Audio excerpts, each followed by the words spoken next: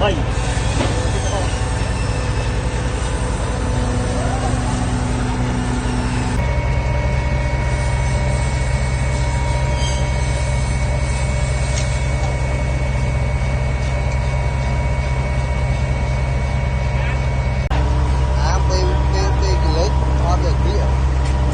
Lên đang lan mày.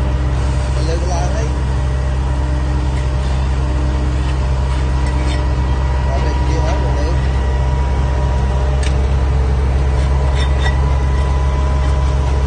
Cái bạc tay không tao ấy. Mà đó, có chú gì mà đấy. Đi ra báo bờ.